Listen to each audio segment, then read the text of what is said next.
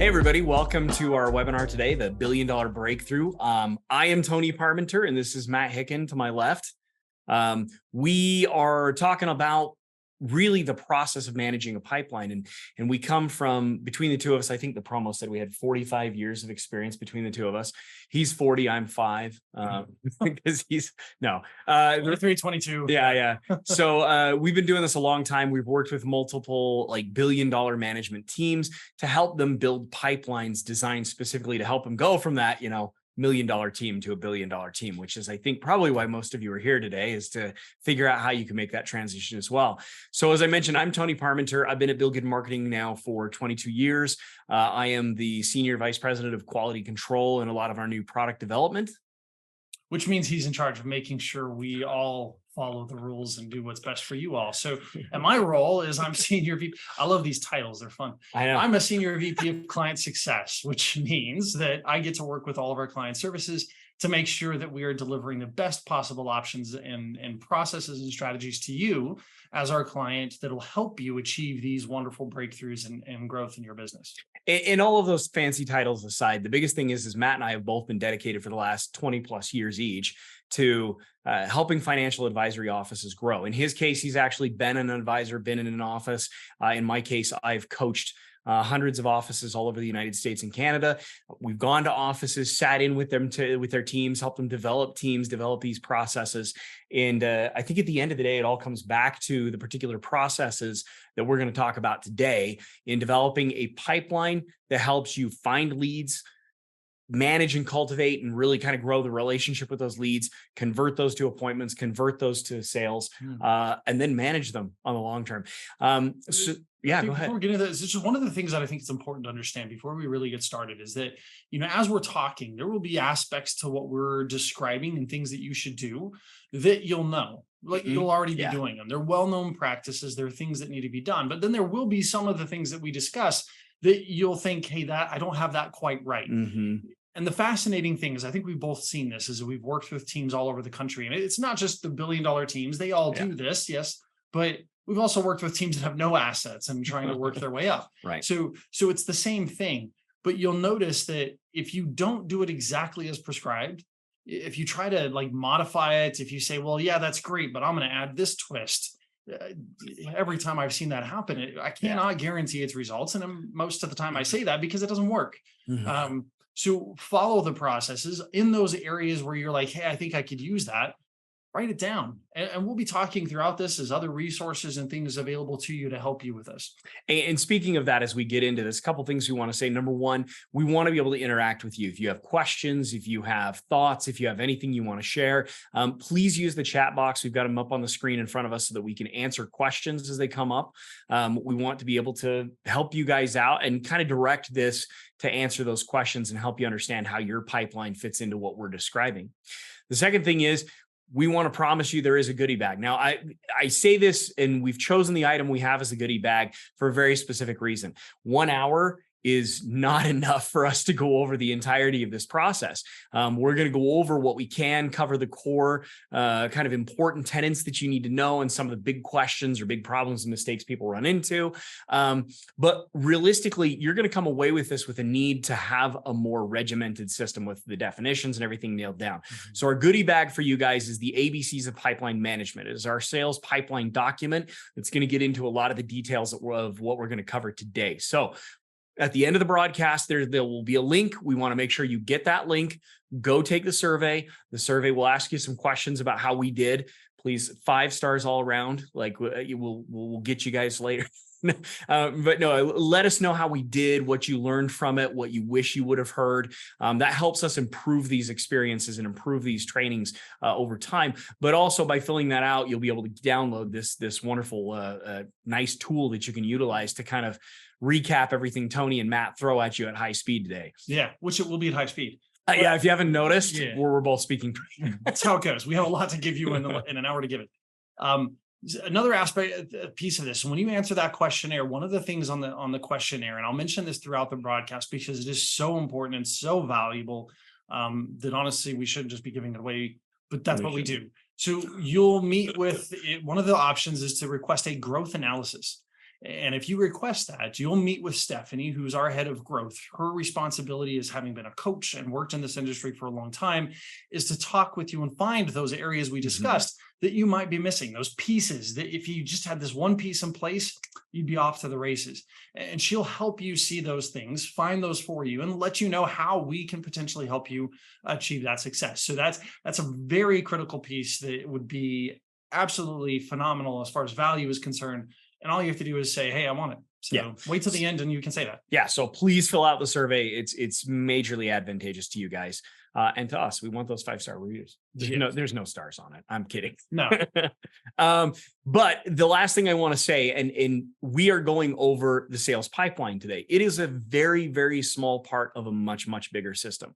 We mentioned that Matt and I have been doing this for 20 plus years each. All this system was designed and built by Bill Good, the namesake of the company, who's been doing this for 50 plus years. And he's seen this from, the glory days of cold calling and stock brokerage all the way to today. And so this has been tested, it's been changed, it's been updated. But it is a small part of a much bigger system that includes client marketing, that includes how to manage your referrals, how to hold events and relationship building experiences with clients that lead to bigger assets and bigger opportunities.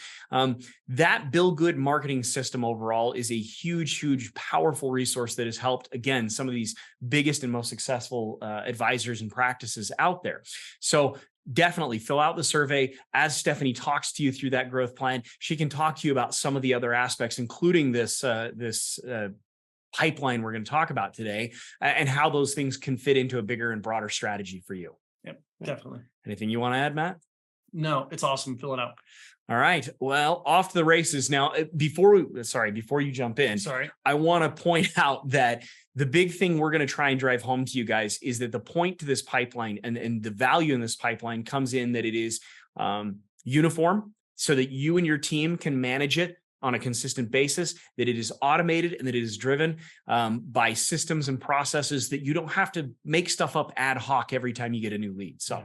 Yeah, because it all has to be consistent. And now, obviously, everything to do with the lead processing thing is you have to generate the leads, right? And that's the start. And that's honestly why a lot of you are probably on this broadcast is maybe you have a piece or two that worked over time and now suddenly is not working the same, or something along those lines. Or maybe you had one great pipeline generator and then COVID destroyed it, like, a lot of things.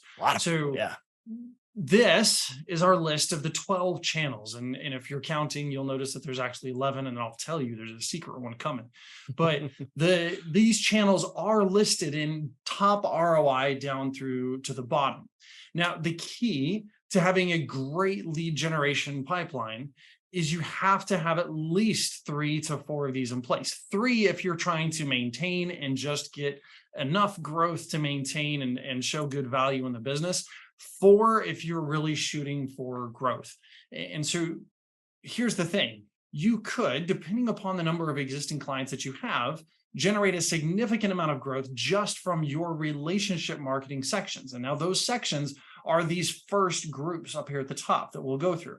The very first one is client introductions and then client referrals. And I say them at the same time because there is a slight difference. Obviously, if I say, hey, here's my good friend Tony, you need to be working with him. Tony, this is my advisor. I need you working with them. That's an introduction. That is way more valuable than a referral. A referral is I call you up and say, hey, I've got my friend Tony. I've told him to call you. He needs to be working with you. Still valuable, still a good thing. And we actually have scripts and processes in case you get those people that come to you and say, hey, I've been telling my neighbor to give you a call, or I've been telling my good buddy to give you a call. And there's no name given, and no call ever comes.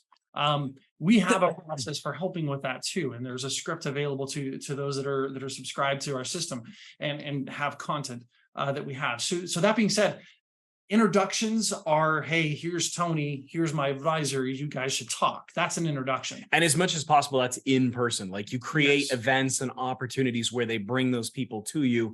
And it's a very social kind of introduction at that point in time. Although I've also seen these introductions be able to happen over the internet if you're spread out and you're digital based or virtual based. So that can happen too. And we can walk through those processes. The interesting thing is if you've actually done a good job in segmenting your clients and putting in where you're going to spend your time and focus, which really should be with those top clients that are great referral sources or very well connected, and follow your advice. Those are the people that really I want to spend a lot of time with, and in particular in trying to get them to cultivate great leads for us. If we are doing that, the statistics have shown that with the clients that we've worked with that have put our processes in place in these areas, 15 to 24% of those clients should be giving you at least one referral every year. So let's say we have 100 in that top category. Maybe we have like 400 or 500 total clients. So we have 100 in that top category, the top clients. And I said 100 because I'm horrible at math. So this is in 15% of them give me at least one referral a year. That means I get 15 referrals from top clients. So that's a very good growth rate, right? So you have to look at, have you gotten 15? I mean, assuming you have Matt's magic round number of 100 clients. Yes. Have you gotten 15 introductions or referrals from your clients this year? Yeah, exactly. So that's the idea. And if you're not getting that number, then we have two formulas that will help you get to there. And that's the client retention formula and the engagement formula. And both of those walk you through it. And it's things like making sure that consistent contact is taking place, that consistent messaging is taking place, which happens to be what we're also going to talk about is necessary for your prospects. So we'll talk about that in a minute. But that's the client section, right? Because then we have existing prospects. These are people that maybe attended a workshop of yours in the past. Maybe they responded to a campaign from the past, and for whatever reason, didn't become a client at the time. Or referrals that it just wasn't good timing. They were introduced to you, you've maintained a relationship with them, but they haven't pulled the trigger yet. Exactly. And that's what this broadcast is about. So the remainder of this broadcast, we'll be talking about how to handle those folks. Because if you're doing a good job there, over the course of a year, you should be getting 20% of those people to come back in or get reignited into the process. So that's the key, right? And if you could get an extra 20%, which is what we've referred to it in the past in some other broadcasts we've done for clients, if you could get an extra 20% out of that group that as of right now is just kind of dead, that's a huge value. And that's the pipeline leak we're talking about, is making sure that if they don't meet with you immediately, they don't go the way of the earth and die, right? They come back, right? So that's the idea with that channel. And you should have that one operating fully and at least have a very good idea of how to do that by the end of this broadcast. The next are strategic partners. And the most common response I get to this one is, well, I tried that, it didn't work. Or, hey, I've got one and they give me referrals, so that's great. You need 6 to 8. And it does work, but you have to follow the process exactly. And I can't tell you how many teams I've said that to. And then they said, well, I followed the process exactly. And so I go through it with them, and no, they didn't. They had this meeting that every advisor does where they sat down in front of the strategic partner prospect and said, here's my brochure. I'm going to send you referrals. You send me referrals. Let's shake on it. It's going to be great. We're going to grow. We're both going to expand. It's going to be awesome. And it doesn't work. You have to follow a different process, right? And there is a set process to it. And we will have those discussions, and we walk clients through that all the time. And when they do it, it works every time. So that's the strategic partner process. So if you don't have that, again, that'll be part of that growth analysis you'll go through with Stephanie. If you are missing that, she can provide ways that we can help. Connections. These are people that you know that you want to do business with, but it's not socially acceptable. So if Tony and I are sitting on the board of Make-A-Wish Foundation and we're sitting next to each other in the middle of discussing the needs of a child, I'm not going to leave it over and say, hey, so what's our liquid net worth besides you? No, that's weird. You don't do that, right? But it would be really weird. We have a good relationship. And if I were to, after the meeting, say, hey, Tony, I've got a private mailing list that I keep all of my best friends and clients on. It's really just good news and just informational pieces that I find good. Would you like to be added to that mailing list? And we do have some great transition pieces because you guys are great at networking, connecting. You meet people on the golf course, you meet people in the charitable organizations or chamber of commerce. The big challenge you always run into is, how do I take that person and turn them into somebody that I can talk to? And so number one, we have this script that talks about, hey, I've got a private mailing list. It's one of the secret phrases that we use in that script. And then talk about how that's advantageous. Think about it. Every time you've gone to one of these meetings, somebody asks you what your profession is. Oh yeah, financial advisor. Yeah, I was watching the markets the other day. What was that thing about Fitch downgrading the credit rating of the United States? Is that even a big deal? Is that even they ask you because they know you're a professional in that universe, and you have conversations. It's transitioning that conversation into, yeah, this is the kind of stuff I do. If you'd like to, I'd love to send you some good information. And then having information that is non-threatening, non-solicitive, but continues to engender a relationship of trust in that universe. So Yeah, and that is the key to all of these first 5 channels, which when you're doing everything right, and obviously the company that I was working with and helping run out in North Carolina, these are the 5 channels we have in place. That's all we needed to grow by about 45 million in assets every year. Because of the number of clients we had and the relationships we had, we were able to generate a significant amount of business, enough to keep us very busy and as fast as we wanted to grow with just those 5 channels. But in order to do that, you have to have quality content that's engaging, right? It can't just be content, right? I see that all the time. And I know you're seeing it too, where advisors are like, no, the firm has this, or, hey, they approved of such and such other company of there are this stuff. so many companies. Right? Yeah, content. There's so many companies that are just regurgitating the same, like, let's take a headline from a news report, a news article, and send it out. It's everywhere. You guys have seen it a dozen times. And unfortunately, some of it's generated by AI and all that too, which doesn't generate a feeling, right? It doesn't generate emotion. And that emotion is the engagement. Right. And that's what must be added in there. So content is absolutely critical. Yeah. And now I could go through all these others, but that's not what this webinar is about. There are other channels. Of course, we have helps and services that we provide in each one of these campaigns and abilities to help, including seminars. We can actually travel out to your office and walk you everything from invitation to presentation and make sure everything happens exactly to plan. So there's all kinds of things we can help in there. But since the focus of this is on that one channel, prospects, I'm going to skip over all of the rest of these. But let me talk about the giant elephant in the room, and we'll bring it up here.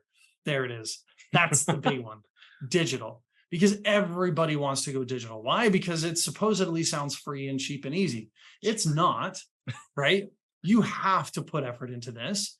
Just because it's easy to send out an email doesn't mean you should just blast out junk, right? You have to be putting. It's actually better that you don't. 100%, because you have to think about it for yourself. If you're receiving an email, and that email doesn't draw you in right from the start, the next time you get an email from that exact same email address, what is the likelihood you're going to open up that email? Yeah. It's much lower, right? Yeah. Especially if it's somebody that you barely know, that maybe, talked to you one day a while back. Think about how many times a week or a month you put some sort of email provider as junk. Yeah. Or some sort of social media that you followed thinking it would be interesting and have valuable information, and you decided to unsubscribe or unfollow. We all do it every week, every month. So if you're just pumping information out so that you're just this nonstop fire hose of information, but none of it engages any sort of relationship or value whatsoever, you are getting unsubscribed. You are getting blocked just as rapidly as you're doing it to other services you may have subscribed to at one point. Yeah, and obviously there's a lot to digital, right? Besides just sending stuff out as emails. I will tell you, we do have a service. Now, I believe personally, and this is not, because I've got the Bill Good tie little pin over here on, I believe our content is top notch because it generates emotions in me. Like when I read it just to proofread it, I get teary-eyed sometimes. It is emotion driving. It does build relationships. It does engage. We do that on purpose. We spend time on that. Somebody actually writes this. This isn't written by AI. So these pieces are quality. And the cool thing is, instead of you just subscribing to our content and you pulling down that information and setting it up and sending it out, we actually have a service called Presence that will actually do that for you. So if you give us the lists and you give us this material, you can actually go and just tell us, hey, you guys do it for me. We will pick the messages, show them to you. You can say, yes, good, good, good, good. And then they're blasted out. We do the sending for you out to all of your clients with good quality contents. And actually in our chat, there's a link to Presence if you want to go take a look at those services and see what it costs and see what's all included and some of the success stories and even some of the sample material that we use in that service. But again, it's one piece of the digital world. There's a big world out there of it. And we've all probably heard of that advisor or even know that advisor that's somehow came up with the digital campaign and has all these streaming leads walking in the door. And that's fantastic for them. Yeah. But what I found in digital marketing, well, the number one rule in digital marketing is you have to be found, you have to look good, right? And that's on your website, your social media pages, anything you have out there. If you're found, you have to be found easily and you have to look good. So that's number one. And we have services that can help with that. We can walk you through that. Our coaches work with our clients all the time on that. But that's number one. In order to have a digital campaign that's working for you, you have to have three things all in place and working for you. Number one, you have to have the right message, right? And sometimes that takes bad wording. I can't even tell you how many times I've seen an ad for something and I'm like, I don't want to read that. It's not readable, right? So you have to have the right message. Number two, it has to be to the right audience, right? Just to be very blatantly obvious, I'm not going to send out a thing talking about pre-retirement planning if my audience is all retirees. Right. Not going to work. Number three, and that's obvious. There's a whole lot of more nuance to it. That was the obvious example. Number three is it has to be done at the right time. I can't be talking about, whatever, the great income strategies if the primary, concern of the day is inflation. And I need to be talking about, growth strategies or helping make sure that we overcome that hurdle of inflation in our income strategies. So that being the case, you have to have all three in place and lined up. And some people hit on that exactly. I've had teams that hit on that perfectly. It was absolutely brilliant. And then for whatever reason, had to pull it down for compliance, reissued it with just slightly different colors. And about 8 months later, and it didn't generate a darn thing. Yeah. So it is critical that all three of those things are in place. And that's hard to do. But we can be found, we can look good, we can get information to our target audiences, and we can help you with that service through our Presence program. So do take a look at that. But again, critical piece is get 4 channels running, right? Make sure those 4 channels are getting quality content, and in particular in 2 methods that we'll talk about here in a second with prospects. And then we should be generating enough leads. But of course, then we have to develop those leads. So I'm gonna turn off the screen or the slides for just a minute, and we're gonna let you look at us because we're way better than this content. Downright gorgeous. No, so the thing we want to talk about now is, like Matt talked about, he talked about the lead generation. How do we get some leads, some new people in the door? That's kind of the first phase or the first stage. And we mentioned that in our promo. We talked about there are some stages that we're going to talk to you about. That is your first stage. There's a whole magic that you have to nail down to be able to generate leads consistently, and not just leads from cold prospecting, but also from your existing prospects, warming those folks back up, re-engendering some interest, hitting that pain point that finally brings them to the door, as well as with your clients. You have to be constantly talking to those clients and engendering trust and finding new assets there. That's where all your leads are going to come from. Once those leads are in the pipeline, you have to manage that relationship. Sometimes it's a matter of a few days or a few weeks. Sometimes it's a number of months, years. I almost every year have a client that I talk to that says, yeah, I had this guy who came to one of my seminars 3-4 years ago, and we've talked off and on over the years. He always calls me and says he likes my letters. And I sent him this, the most recent one that I had was somebody sent a Memorial Day letter. And the guy said, my dad was involved in that battle that you talked about in that Memorial Day letter. And they had a long conversation, some tears were shed. And he says, you know what? I've been talking to you for years. Can we schedule a time to come in and talk? The guy brought $1.7 million over that day. It's amazing how just maintaining that relationship over a long period of time in a manner that is meaningful to the individual and not just they're the object of getting sprayed with a fire hose of generic information, cultivates a relationship to wait till that person is ready to make the move. So that's huge. So Matt talked about lead generation. I'm talking about lead development. This is where you begin the process of developing your leads over an extended period of time. The biggest piece of this is managing the traffic.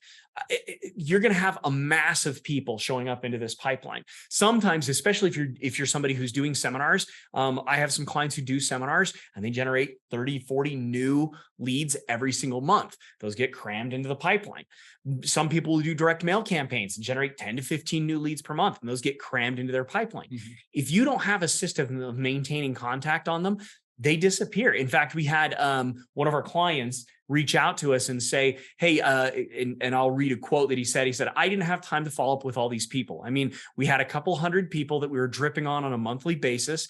And it's embarrassing for me to actually admit this. And I've admitted it to my coach before. We probably brought on 10 to 12 clients from that campaign and literally said, I've gotten 20 some letters.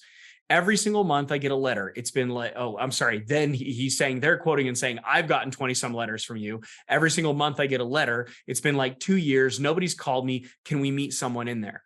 So this client had been running these campaigns, cramming people into his pipeline, didn't have time to follow up with all of them on a consistent basis.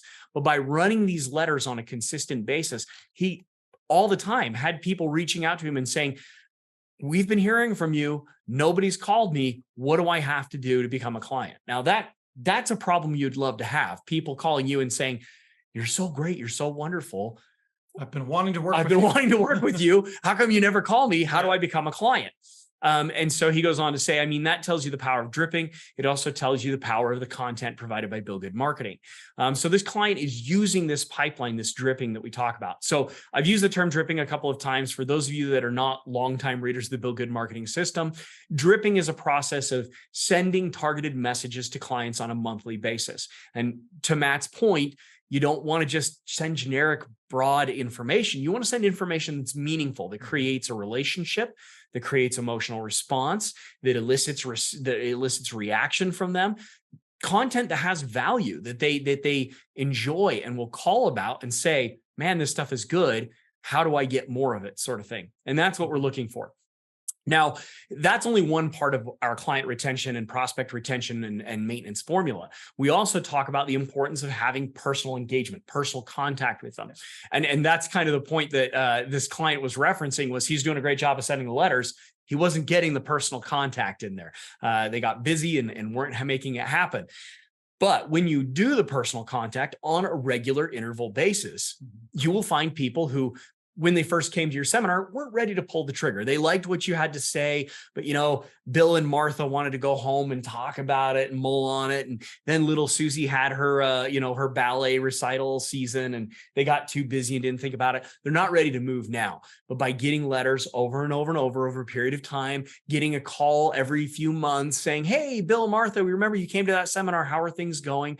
Nah, we're busy right now. Eventually they reach a point where the pain, the discomfort, the concern they have for their future supersedes that complacency enough that they go, I'm so glad you called. I actually have some questions about this, or I have some questions about that. Or, hey, you sent me this letter. I didn't realize I had those opportunities available to me. How do I get those problems solved? Yeah, and I want to talk about the personal contact Sure. real quick, because this is something that I think is super important. And Tony gave part of the script in his example there. And, the rest of it is also critical in that, it's not just a phone call, right? This is not just us calling up and say, hey, how's it going? Checking in with you again. How's it going? Doing good? You want anything? Right. That's, I mean, if we were to put it in good, better, best, this is like mediocrely okay. It's not even on the register. Yeah, it's underneath. But the thing is that what we're looking for, it's in the very name of it, right? It's personal contact. This is where we're going to have a personal discussion. And oftentimes, in fact, every time, that should involve questions from you that are going to help you better get to know them, to build this relationship. And if you've already gathered in a lot of that information, like, for example, we had a prospect that we were working with for over 14 years before he finally brought in his accounts. And I'll tell you, he had a binders of all the letters we sent him in those 14 years, which was just a little weird, but it was cool because, I mean, he never read them again, but they were important enough that he kept them. But the key to it was that over time, obviously, we gathered a lot of data. We kind of knew everything about him. We knew where all of his assets were. We knew what was going on in his life. We knew about his family. We'd asked all these questions. So then, because we knew all that, our conversations weren't, hey, how's it going? It's, hey, I wanted to check in. How's Junior? How's your daughter doing? I know she was over in this state doing this. How's that coming along? I wanted to ask you, like, some of these things that we've seen other clients going through with the Fed raising rates, as their fixed income has been a little off. I hope your advisor's gone over that with you, and like just checking in on things, because we know, right? We know all that data. But until we do, your personal contact calls should be profiling. And what I tell everybody is you should have at least 3 questions you're asking to dig further and make that a productive phone call. You can go up to 5, or depending upon the discussion, maybe you have some further, questions down in that. If I ask, hey, you just wanted to check in, what's your current strategy on tax, for taxes after the latest act? And if they tell you, well, it's all covered, I've got my people on that. Well, great. I may ask a few more questions on that, but that was my one question, right? So up to 5, but I'm going to do for sure a minimum of 3 questions to further profile in that contact call. And in terms of like what those questions should entail, what information is important for you to be gathering, again, we're talking about a small segment of the big Bill Good Marketing system. Part of the system that we have includes scripts. It includes outlines. It includes sample questions. And so we got a 30-page questionnaire you can use if you wanted to. Exactly. So as you talk to Stephanie, if this is an area that you've got somebody on your team whose job it is to make these calls and touch base, talk to Stephanie about how do we use that team member to leverage those contacts to build the relationship, establish the brand and the identity, and bring some of those people to the table, because there are some great tools and resources to do that. One thing that I also want to talk about, I'm a systems person, and forgive me, I'm pulling my screen up here real quick. So I'm going to pull up on screen, and if you see me looking to my right, it's because I'm looking at the screen now that I'm sharing with you guys. Obviously, to make this successful, you want to have a system. You want to automate as much of this as possible. I've met so many advisors that have this like Word doc or Excel spreadsheet that they go through and they mark it up manually every time. And they have 2-hour planning meetings on Friday with their assistant to review who had calls this week and who needs calls next week.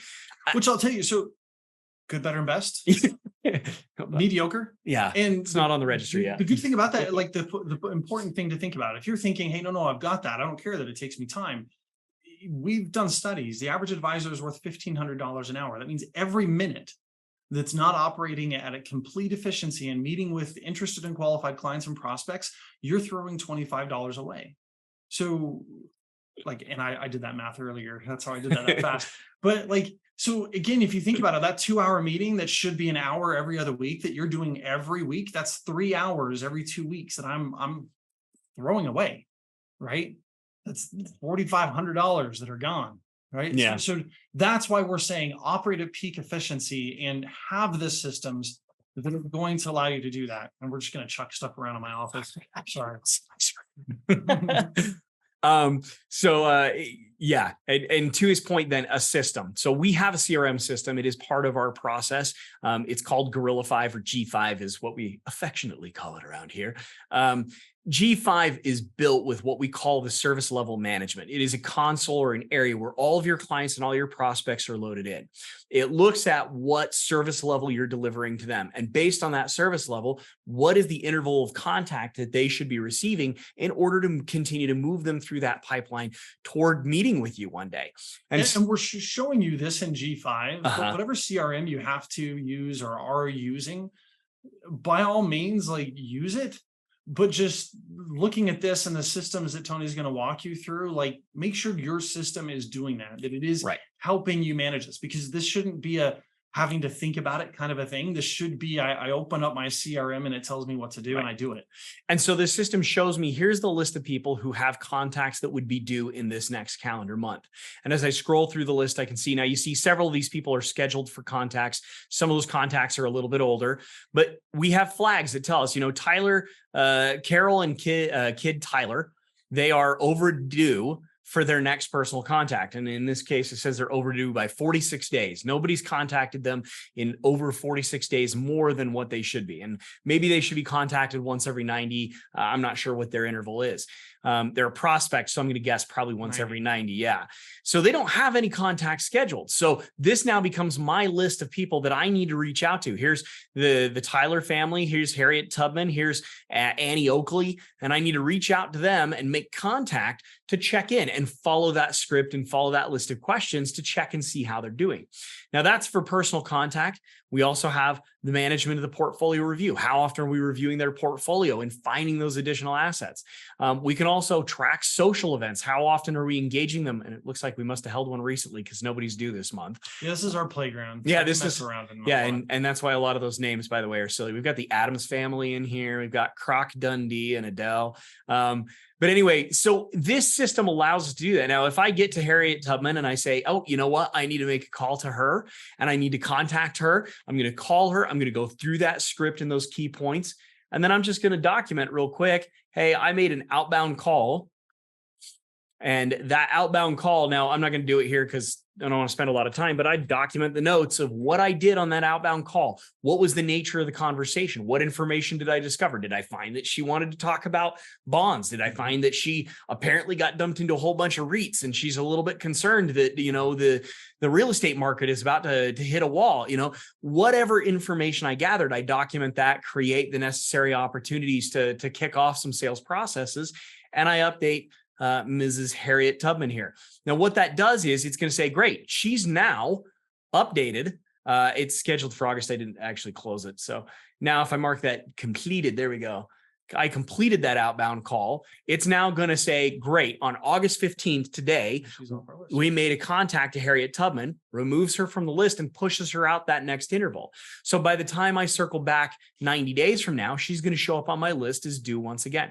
This system allows you to just constantly document your phone call, push them out to the next interval, document the next face-to-face meeting, push them out to the next interval. And over time, you're documenting every contact that you've had, every engagement that you've had, and managing this pipeline of people. This should allow you, or prevent you, I guess, probably from missing anybody, letting people sit out there like that quote that we gave you for months and months and years and years and years without any sort of contact. So have a system like this that's going to manage and drive that in the long term. So I'm going to go ahead and turn that off now. Well, and just to reiterate, so prospects are at a 90-day interval for that personal contact. And the key is you have to make those contacts productive. It can't just be a, hey, how are you? Or it starts to get to be annoying if you're calling them every 3 months to just shoot the breeze.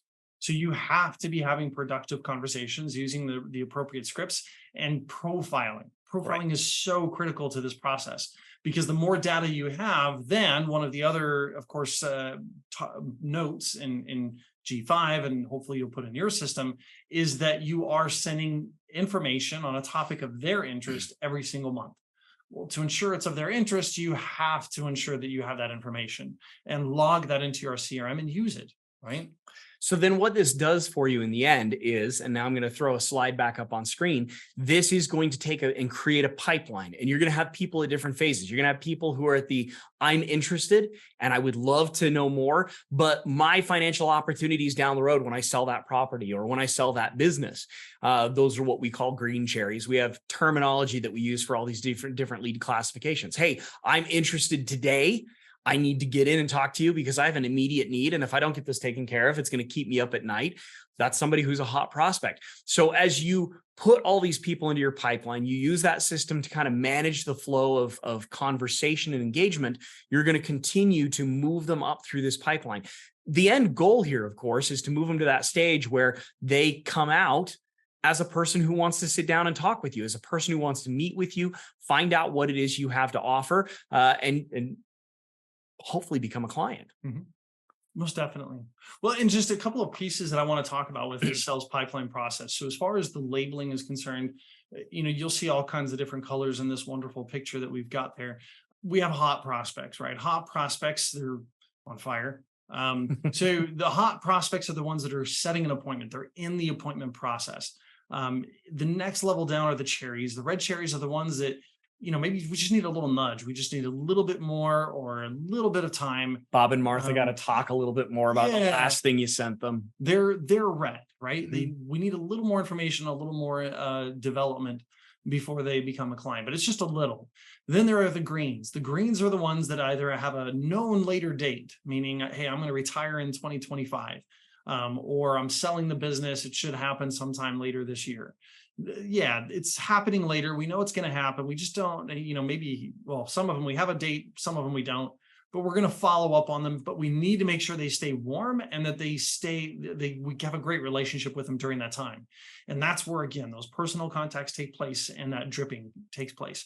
So as long as those things are happening, they should progressively working their way up to become a hot prospect. Now you'll notice in this graphic, there's a couple of offshoots, right? Obviously pits, that's pretty easy to understand. If we have red cherries, green cherries, what are the pits? Well, they're the ones we don't want to deal with. Those are the people that are jerks. Life's too short. We're not going to deal with them. Or maybe they're not even jerks. Maybe everything's great about them. They just don't want to do the business the way we do. I have a couple of advisors that strictly deal in dividend portfolios. They don't get into anything else. They don't do any fixed income. They don't do any mutual funds. It is dividend portfolios. And that's how they manage money. And that's totally fine. And if they meet with a prospect that's like, no, I'm 100% about ETFs. I'm not going to get out of my ETFs. That's how I run. They're not a pit. They just don't do business the way we do. We can send them to another advisor. We will not work with them because we stick to our strategy, right? So they get jettisoned out of the pipeline. We're no longer working with them or worried about them or spending any time on them. But then you'll notice two others, and there's the pitch and miss, and there's ghosts. And pitch and miss is pretty easy. We made the pitch, we missed. Every time you miss, it's because we didn't find the right pain point, or we didn't explain in a way that we were going to be the benefit in helping them overcome that pain point. So we have to get that in there. And that can happen in those personal contact calls to more thoroughly profile, to find where that pain point is, and then continue to build that trusted advisor identity through that messaging that we're sending. And that trusted advisor identity is three parts, right? Number one, that we are an expert financial advisor. It does require that you are an expert, right? It means you have to spend time. And if it's just the required CE for your Series 7 license, that's not enough time. You need to do more, right? Become the expert, because every other advisor is saying the same thing. In fact, today, this is a fascinating thing I saw that will actually go into the close of our presentation here. I saw a survey that was run, and the results were that 93% of investors out there they think the world of their financial advisor. They think their advisor is doing a fine job. It's a pretty big hurdle to overcome. And what's fascinating about that is, from the last time I saw a survey that was similar, looking for similar data, that survey was 83%. So we're up, right? Which on the surface, that's like, oh, great, advisors are doing a better job. Yeah, because the other stat, 51% of clients feel like are confident that they have a plan to meet all their financial needs. I thought 93% of them said their advisor was an expert. Yeah, isn't that weird? 31% are not confident in their financial future. Definition of what an advisor does apparently is not what they're looking for or needing, right? An advisor should be inspiring confidence. They should be generating a plan that the client can believe in. Why are those numbers different? Because we've set expectations really low and we're meeting them. But the thing is we can do better. And I know everybody on this call is doing better. Right. And that's the opportunity, right? If we're going out there telling the same story, then we're not getting attention. But if we're going out there and telling the story about how we're different, about how we solve for that, how we inspire confidence, and then for those that don't catch the message right off the bat, we're continually delivering that message by delivering that trusted advisor identity, which again is you're an expert, you're a kind, caring, well-mannered individual, and that you're a good contributing member of the community. As long as you're pushing those three things out, then they know, yes, this is somebody I can work with. This is somebody I want to work with. And as you gather enough information about your person, then it's pretty easy to say, hey, about that tax strategy, you said you don't have one. We're coming up to the end of the year. Why don't we sit down and talk about that? And the chances are he's going to say, yeah, no, that makes sense, right? And that's a huge thing. Matt mentioned the thing you have to have is you have to be an expert financial advisor, and you have to work on continuing to be one. But the other side of that is you can't just be one. You have to make sure your clients see you as one. They see you as an expert financial advisor. They see you as a good citizen. They see you as a kind, well-mannered individual. And they see you as a person who has tools and resources that you are exercising on their behalf to plan for their future and make them feel confident in that plan.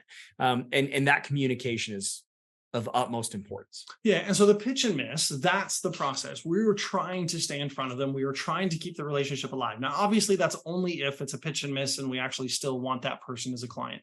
If we pitched because, hey, we're doing it as a favor to a friend or somebody else, then pitch, miss, okay, yeah, we're done, right? But if it is, they've got a few $1 million, and we still want that relationship, yeah, we're going to keep building that identity, and we're going to keep in contact with them and profiling them thoroughly.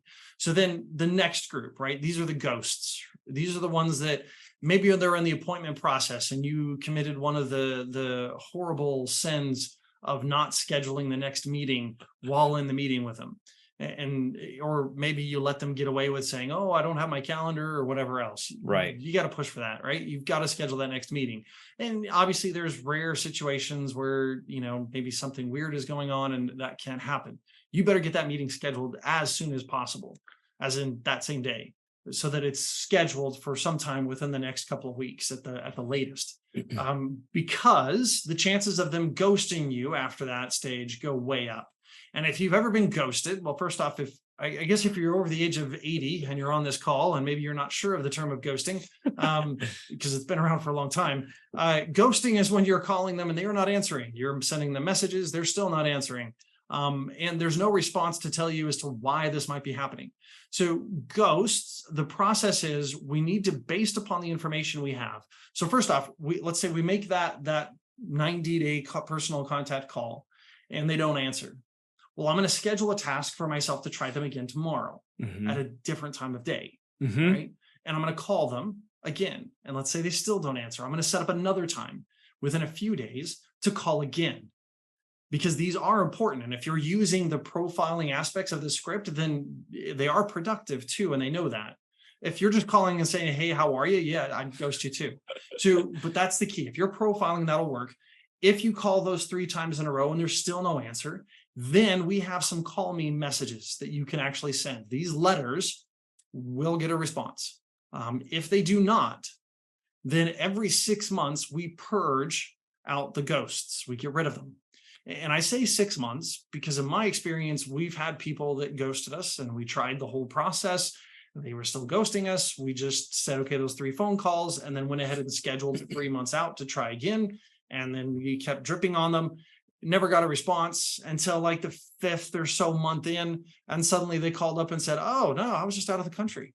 We're like, come on, could have said that, but they didn't. But no worries. We've stayed in touch with them. We've kept up our identity. We've kept up our communication. And in that particular instance, we actually got them as a client because of that effort. So again, we roll through that process. At the end of 6 months, if they have not responded to you, they have not returned your phone calls, I'm going to go ahead and clean them out. And by cleaning them out, I'm either perming them off if they aren't really what I consider qualified, or I'm moving them to mass mail, which is going to be a group that I might send a campaign to every once in a while, but I'm no longer going to be doing my 90-day calls on them. Okay. No, he just explained a very complicated process. Yes. That requires a lot of analysis and a lot of thinking. And like we said, kind of at the outset of this, all of this boils down to you have to have a system and a process for doing this. You can't stop every day and go, okay, well, let's see. I called this person again. They didn't answer. How many times have I called them? Okay, I've called them 6 times. How long have I been calling them? Well, it looks like it's been 6 months. Time to purge them. You can't do it on a one-off basis, because if you do, you're going to bury your entire life in the minutia of trying to manage this pipeline.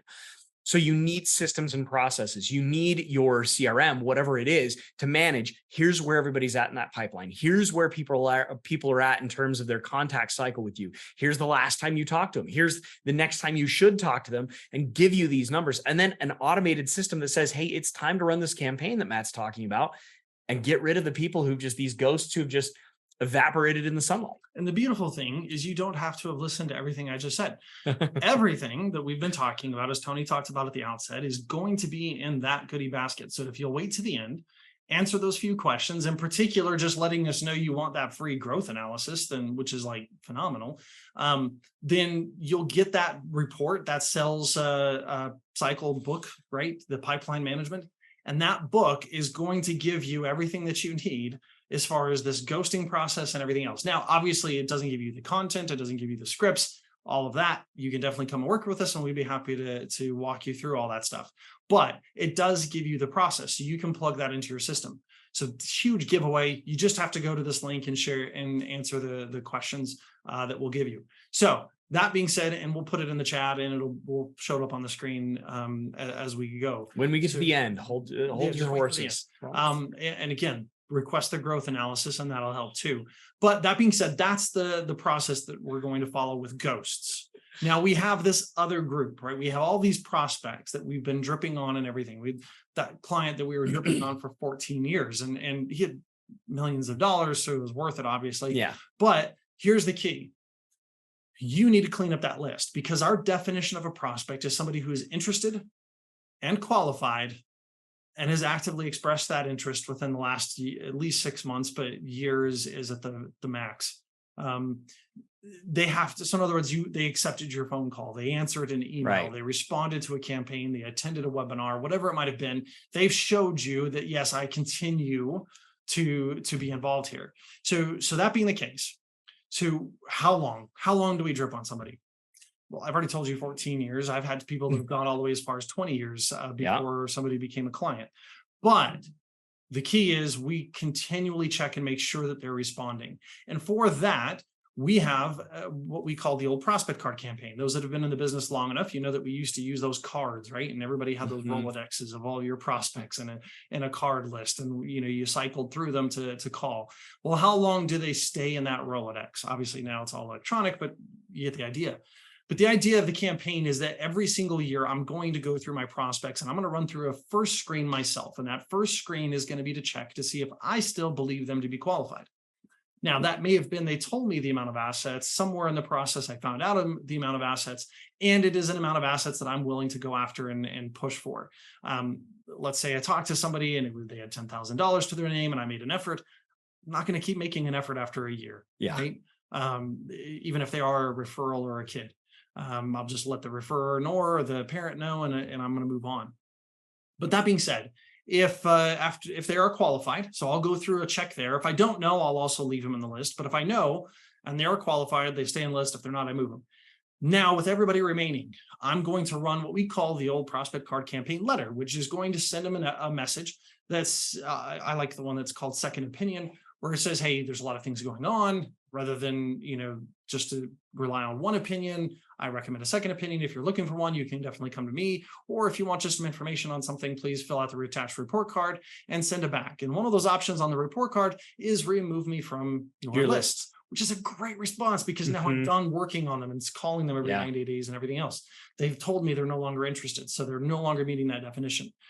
But also, I'm going to run that letter. Those that respond, they're getting off the fence, right? They're asking for an appointment, or they're asking for information, and now I can cycle them back through the development of the process, right? Back into an appointment. And there is a portion of them that will do that. And that's part of the reason why we say 20% of those clients will become, is because of this campaign you'll run once a year. And then those that don't respond, I'm going to make a phone call. And I'm going to try to get them on the phone and ask them those questions of the questionnaire and see if I can get them to respond that way.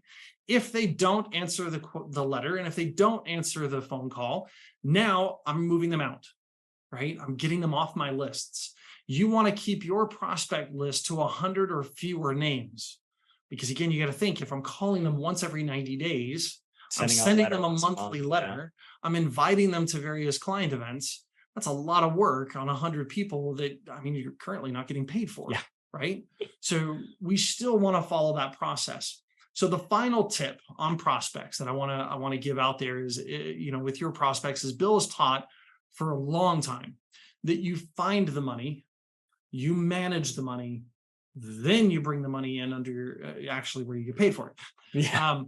So the key to do that is in that profiling process, but then you have to log that information. And the keys to that information is obviously the basics, all of us know, right? Due date, amount, all that stuff, and we learned that. But the things that everybody should have, that I've seen way too many offices miss, is what's the next step. So let's say that prospect has a whole Vanguard account of mutual funds. What's your next step? What are you going to do? What are you going to send to them? What are you going to say to them in order to bring that account under your management? And that has to do with, again, that profiling that you've been doing, sending them the appropriate information. Or maybe you found a report that morning in your research studies that showed about the amount of allocation to international exposure that the Vanguard funds have that they particularly own, and I'll send them that. But make sure you have a next step always with every single opportunity. And even if that next step is that personal contact call, but you have to have that. And way too many offices I've seen have not. And in any circumstance where you don't know the specific opportunity, the person maybe hasn't disclosed that financial next step or financial need, you have to know what their pain is. You have to know why they're motivated to make a change, why they're motivated to come talk to you in the first place, and leverage that as well. If you're not dripping on them, like if they came to you because you did a seminar on the common mistakes in retirement planning, they might think they're making some of those mistakes in whomever is doing the plan with them now. So even though they may not tell you the specific Vanguard accounts that they have, or they may not tell you the specific opportunity they have coming up, know that their pain is these specific retirement concerns, and make sure you're dripping on them there and asking them further questions there to lead into finding these opportunities. What is the next step? Yep. And there's a question, and it's a very important one. Eric, I'm so glad you're in here too. I appreciate that. We'll have to talk. But we've both been looking at it, trying to figure out what he was referencing here. The gorilla back there, I have no idea. I have no idea where I got it. I know I picked it up at some point in time, but he is wicked awesome. Eric, you and I can talk if we have a conversation, and we may work out a deal. There you go. There you go. He's glad we did that. All right. All right. And then again, the chat feature should be at the bottom of the page. You should get that. But I think the overall idea here, right, and everything that we're talking about is that you have a process. Now, the final step of this process, if you've generated the lead, you've developed the lead, and now we're coming into the sales cycle. This is another area where I've seen a lot of people kind of stumble, especially when it comes to non-referral prospects. So in other words, I'm running webinars or seminars or digital marketing, and I'm bringing in all these leads. Those leads tend to be a little bit of a different sales cycle. I teach a sales course. Not only have I done what you're doing, I've sat in your chair, I've sat across from a prospect, I've even done it over the phone in closing new business. But then now I've had the chance for the last few years of traveling around the country, working with some of the top advisor teams and finding out their processes, what's working, what's not, and taking everything that's working and putting it into a process. And that process is what I describe in my Asset Accelerator course. And if you'll actually go into the chat, there's a link to that course, all the information on it. It is a course we teach here. It'll be in January, our next course. But if you're struggling, or if you have a new team member that isn't getting over 60% of their brand new prospects to close, or over 90% of their referred prospects and leads to close, then you'll want to attend that Asset Accelerator course. Everybody that's attended has gotten tons of good stuff from it. They have feedback. There's a video of it on there if you want to see that. And it's definitely helped them increase their close ratios. So definitely take a look at that. But that being said, there are two aspects, just to give you something free on this call. There are two aspects of the sales cycle that I find that most advisors are missing. And number one is that in that first discovery meeting, you're doing too much talking. And usually what I see what's going on is that over time, as you've met with prospects, you start to notice a pattern. They're all asking you the same question. And so you decide to put that into your opening presentation. Why not answer that question right off front, so they don't have to ask it. Now they don't have to ask, like, how convenient is this? This is great. It'll be more efficient. And then over time, other people are asking this other question. So I've got to add that to my presentation. And before you know it, you're talking over half the time in the discovery meeting. In your 3-hour discovery meeting. Yeah, you shouldn't be. You should be speaking 20% or less of the time in your discovery meeting. And it should just be to nudge with another question, because what you're looking for are 3 to 4 primary pain points. And then you are telling a story of how you can overcome those pain points and demonstrating the gain they can receive. That's a key piece, right? Because way too many advisors are saying, wow, you're in pain, and poking it and poking and poking it and say, yeah, eventually if you come see me, I'll help you, right? We're not motivated as much by negative stuff, which is done in multiple studies. And there's a way more psychologically scientific method of saying that, but we're not motivated by negative. We are motivated by the positive. So if I say, yes, this is a pain of yours, look how I've helped other people overcome it, and look what they gained. I can help you do the same in this time period. If I could do that, would that be important enough for us to be working together today? Right? That's a trial close. So the key piece, though, is stop talking so much, right? Your discovery meeting, stop talking. You don't need to give a long presentation about how amazing you are and all of your systems and processes, and describe how different you are than every other advisor. Don't worry about that. They don't care. In their mind, when they walk in this meeting, they have a problem. They wouldn't meet with you if they didn't. There's something they're uncertain about, or they're feeling uncomfortable about. Your job is to find what that is and demonstrate your ability to overcome it, not to give a long-winded presentation about all the different things you can do. Just that one thing is all they need. So that's what we're going to point to. The next piece that I see people missing in that sales cycle is that they're not then getting into those trial closes. They're not regularly checking in with the prospect.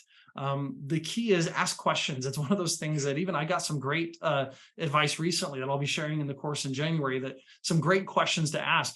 And it's funny because in looking at this question, I'm like, man, that was stupid. How come I haven't been asking that question?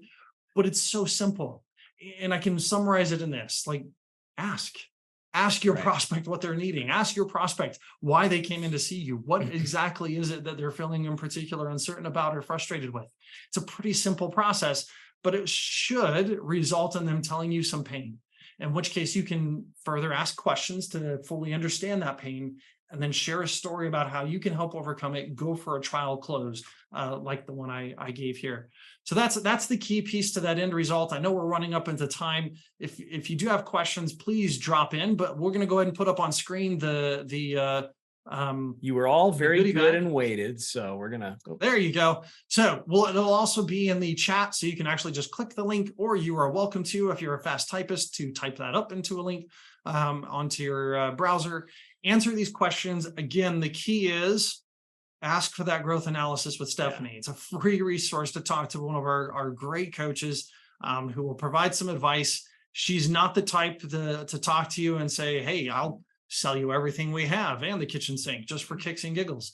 She will find out what it is that you need and only look at some things that we provide and give you all the information on what that is, including costs, and then you can make the decision. But it's a great process to see where you might be missing some of these pieces that we've talked about today.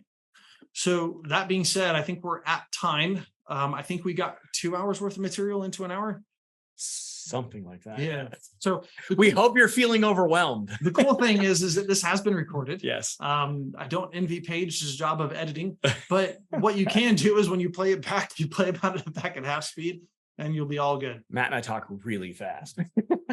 But yeah, we hope you guys gained something from this, that you were able to see that there is a very comprehensive pipeline here. And that's what we wanted to point out is there's a giant just channel that all of this goes into. And you guys probably are dealing with different aspects of this every day. You're running over and talking to your referrals. You're trying to figure out how to follow up with that introduction you met. You're trying to follow up with the people that you pumped into your pipeline from the seminar you did last summer. And you're doing all of this ad hoc all the time. And it's exhausting. It's probably one of the number one reasons for burnout. But if you can take everything what we talked about, build yourself a consistent, manageable pipeline that your team can help you drive, it makes life so much easier. And then it's, as I tell my clients, it's just about how much gas you put in the tank. Yep, exactly. So hopefully we've given you some great ideas that you can use now on this, but fill out that analysis will help you with other things. And yeah, thanks for attending. Hope you have a great rest of your day. Yeah, thanks guys.